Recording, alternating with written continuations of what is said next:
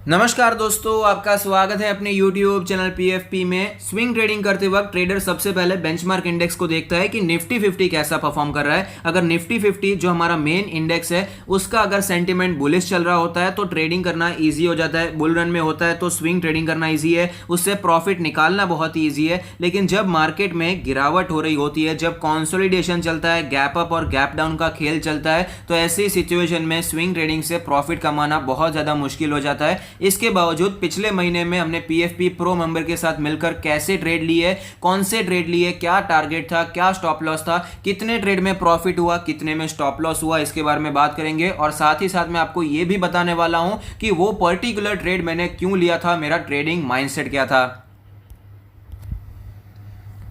सबसे पहला ट्रेड जिसके बारे में आज हम बात करने वाले हैं वो है इंडिया ग्लाइकोल्स। 495 से 505 का बाय रेंज था, टारगेट 515 था, 480 का स्टॉप लॉस था। और ये जो स्टॉक था मैंने आवरली कैंडल पर स्टडी किया था। इस दिन मैंने स्टॉक में सजेशन दिया था। यहां पर इसका एक मेजर रेजिस्टेंस लेवल था जहां पर स्टॉक कॉन्सोलिडेट करता हुआ नजर आता था, लेकिन नीचे के लेवल से 2-3 बार मुझे प्राइस रिजेक्शन दिखाई पड़ा और उसके ऊपर ही क्लोज होता हुआ नजर आया। तो ये एक अच्छा सेटअप था और यहां पर हमने बाय किया। अगले ही दिन पे तीनों के तीनों टारगेट हमें हिट होते हुए नजर आए थे। तीसरा टारगेट 545 का था और ये स्टॉक हमें 560 के भी ऊपर जाता हुआ नजर आया था।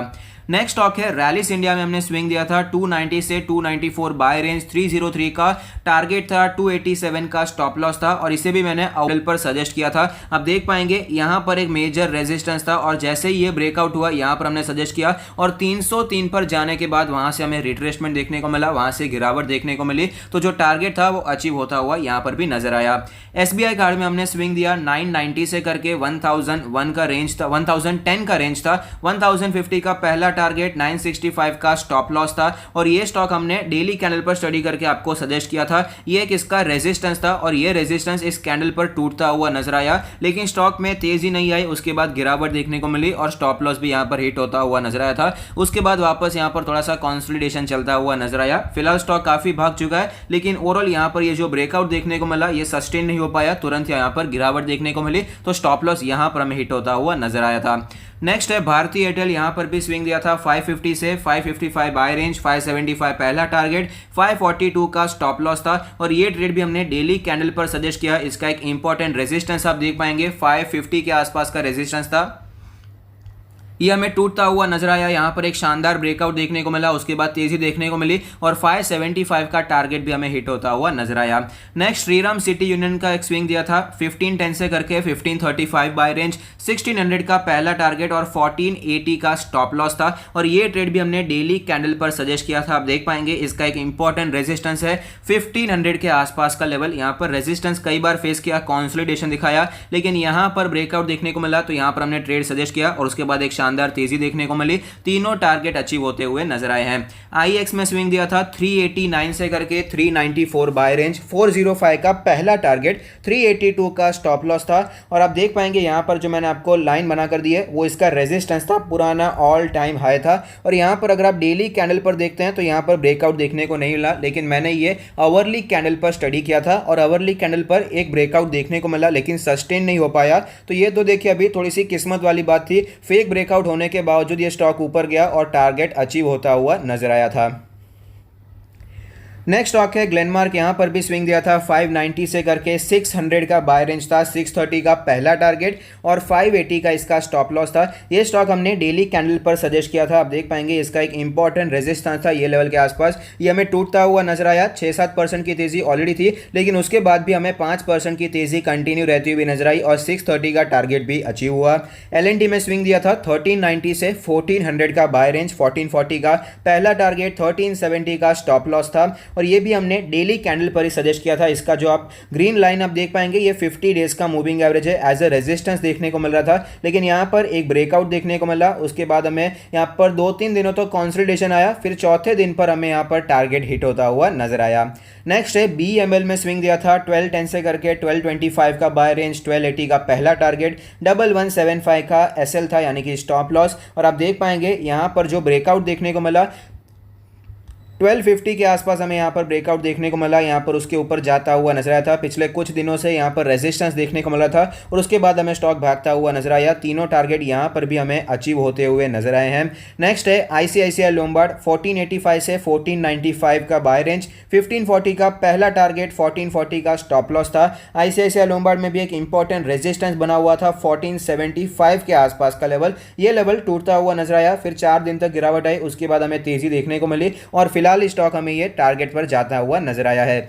आइसर मोटर्स में स्विंग दिया था 2575 2585 का बाय रेंज था, 2680 का पहला टारगेट और 2525 का स्टॉप लॉस था। यहाँ पर भी एक ब्रेकआउट देखने को मिला। आप देख पाएंगे ये जो लाइंस है, ब्लू कलर की लाइन है 100 डेज का मूविंग एवरेज और ग्रीन कलर की 50 डेज का मूविंग एवरेज, ये हमें टूटता हुआ नजर आया। एक शानदार ब्रेकआउट, लेकिन यहाँ पर भी अनफॉर्चुनेटली गिरावट देखने को मिली और स्टॉप लॉस हमें लास्ट ट्रेडिंग सेशन में ही हिट होता हुआ नजर आया है।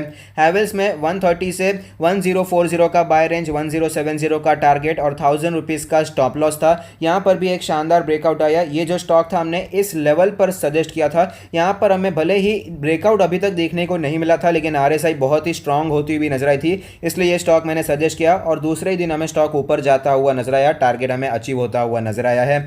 एस्ट्रल में भी स्विंग दिया था 7060 से 1770 का बाय रेंज, 1820 का टारगेट और 1720 का स्टॉप लॉस था। ये स्टॉक हमने सजेस्ट किया इस दिन पर। आप देख पाएंगे आरएसआई में भी स्ट्रेंथ थी और हमें यहाँ पर ब्रेकआउट भी देखने को मिला था। उसके अगले दिन हमें टारगेट अचीव होता हुआ नजर आया। उसके भी अगले दिन बात करें तो तीनों के तीनों टारगेट अचीव होते हुए नजर आए थे।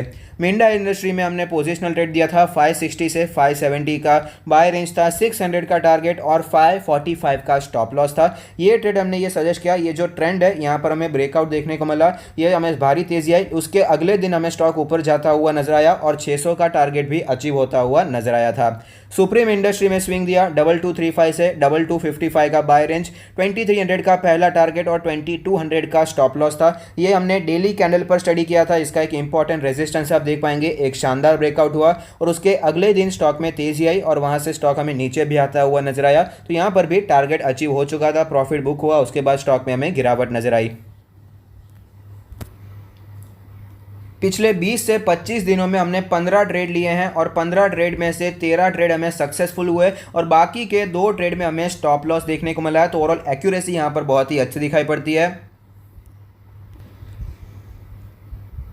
अब मैं आपको एक एक्सेल शीट में दिखाने वाला हूं कि अगर सारे स्टॉक्स को आपने फॉलो किया है, जितने भी स्टॉक्स हमने रेकमेंड किए सब में आपने 10,000 का इन्वेस्टमेंट किया। इस बात का ध्यान रखिए, जब भी आप ट्रेड करते हैं जितना भी आपका ट्रेडिंग कैपिटल है उसे प्रॉपरली डिवाइड करना है और हर एक ट्रेड में प्रॉपर इन्वेस्टमेंट करना बहुत ही ज़रूरी है। एक ट्रेड में 10,000 डाला, दूसरे में 20,000 डाला, ये नहीं चलेगा। हर एक ट्रेड में सेम अमाउंट इन्वेस्ट करना बहुत ही ज़रूरी है। तो PFP प्रो मेंबरशिप की शुरुआत इस साल की शुरुआत से ही हुई है। तो जितने भी स्टॉक्स हमने सजेस्ट किए हैं उसकी सारी इन्फॉर्मेशन यहाँ पर दी है। ऐसा नहीं है कि सिर्फ प्रॉफिट ही होता है, लॉस भी होता है। जब मार्केट का सेंटीमेंट खराब होता है तो लॉस भी हमें देखने को मिलता है। यहाँ पर देखिए आप 4 लॉस हमें कंटिन्यूस देखने पड़े, उसके बाद भी 2 लॉस हुए। ये तो होता रहता है, लेकिन ओवरऑल यहाँ पर हमें प्रॉफिट देखना चाहिए। हर एक ट्रेड से प्रॉफिट आएगा ये जरूरी नहीं है। सारे ट्रेड को मिलाकर प्रॉफिट लॉस निकालने के बाद एट लास्ट प्रॉफिट निकलना बहुत ही ज्यादा जरूरी होता है। आप देख पाएंगे कंटिन्यूसली बहुत टाइम से प्रॉफिट देखने को मिला। जो 2 लॉस हुए वो SBI कार्ड में था और दूसरा आइसर मोटर्स में फिलहाल लास्ट ट्रेडिंग सेशन में हमें देखने को मिला है।